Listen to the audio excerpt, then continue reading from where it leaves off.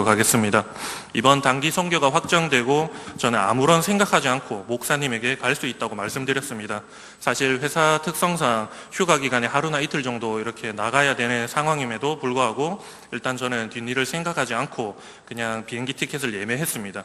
이렇게 할 수 있었던 것은 3년 전에 태국 방콕으로 단기 선교를 다녀와서 그때 받은 은혜가 너무 컸기 때문에 저는 아무런 고민하지 않고 이렇게 갈 수 있었습니다.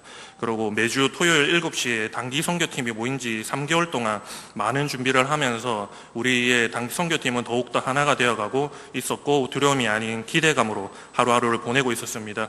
날짜가 다가올수록 태국을 위한 마음이 더욱 커지고 있었고 다른 사소한 문제는 보이지도 생각나지도 않을 만큼 선교팀은 뜨거워져 가고 있었습니다.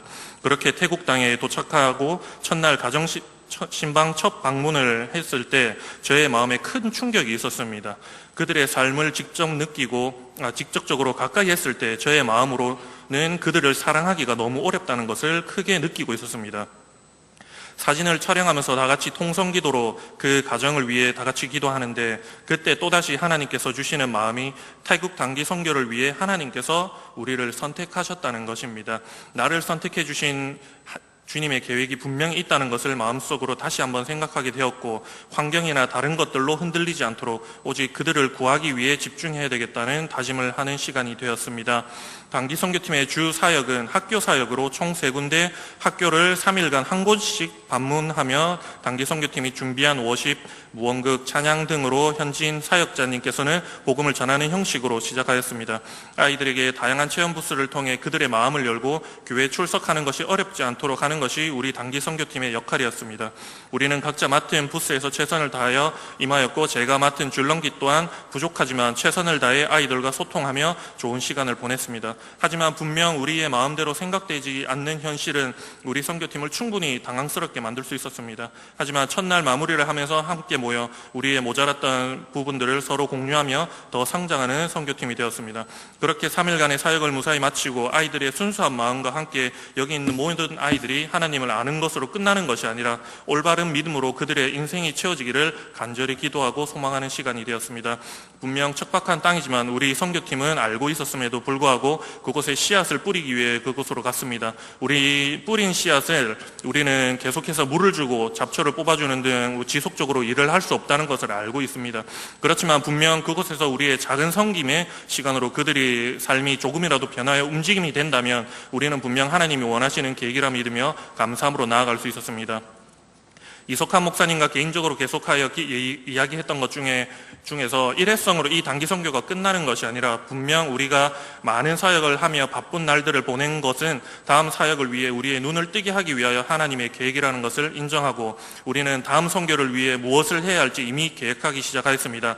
특히 빠이 지역의 교회에 대한 사모함이 마음속에 크게 자리를 잡았고 먼저 주변 환경을 개선하고 교회 건물 내부의 보수가 필요하다는 것을 생각하게 되었습니다. 내가 믿지 않는 사람이라면 교회에 나오고 싶겠냐는 질문에 쉽게 답할 수 없었던 저의 마음속에서 교회의 변화를 위해 다음 사역을 준비해야 되지 않겠나 생각을 하게 되었습니다. 제대로 씻지도 먹지도 쉬지도 아무것도 내 마음대로 할 수 없는 빠이 지역의 교회지만 이런 마음을 주시며 다시 그곳을 가기 위해 생각하는 것만으로 주님을 기뻐 받으시지 않을까 생각합니다.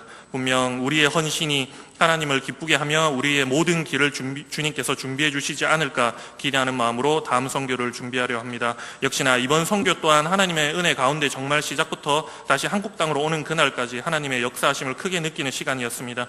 한 가지 예로 다른 무엇보다도 개인적으로 날씨에 대한 기도를 많이 했습니다. 더위에 약한 너무 약한 제가 태국 단기 선교에서 잘 버틸 수 있을지 걱정하였습니다. 역시나 하나님은 살아계시며 역사하시는 분이라는 것을 느끼게 되었습니다. 정말 우리가 사역하는 시간에는 비가 내려 방해받는 일이 전혀 없었으며 비가 내리면 땅이 포장되어 있지 않는 빠이 지역을 갈 수 없었지만 갈 수 있었습니다. 그리고 분명 하나님은 우리만을 위해 계신 것이 아니라 세상의 필요를 채워주시는 것 같았습니다. 우리가 사역하지 않는 시간 이외에 쉬는 시간에 비를 내려주셔서 태국 땅에 필요한 물을 공급해 주시는 것 같았습니다. 금요일 날 후원해 주신 분들의 선물과 휴식을 위해 가지기 위해 잠시 나갔을 때 정말 단기 선교 중에 가장 많은 비를 내려주시는 하나님을 찰나의 순간이지만 마음속으로 원망했습니다. 그때 바로 주님이 저의 귀에 대고 말씀해 주시는 것 같은 음성이 들렸습니다. 네가 나를 원망하면 너는 진짜 사람도 아니다라는 필요했다는 그 원망하면 되니 뭐 이런 음성이 진짜 귀에 들리는 듯한 그런 메시지가 있어서 정말 잠시지만 원망하는 마음을 이렇게 회개로 변화시키며 쉬는 시간마저도 하나님의 뜻을 이해하는 좋은 시간을 가졌습니다.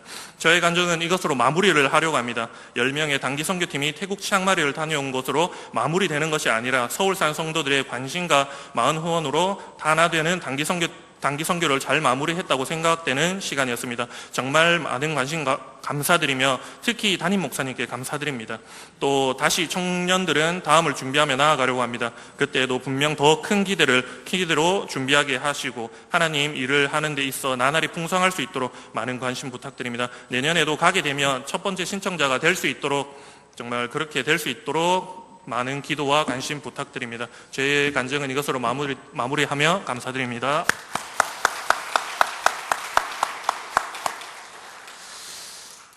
왜 다 시키느냐? 안 시키면 혼나기 때문에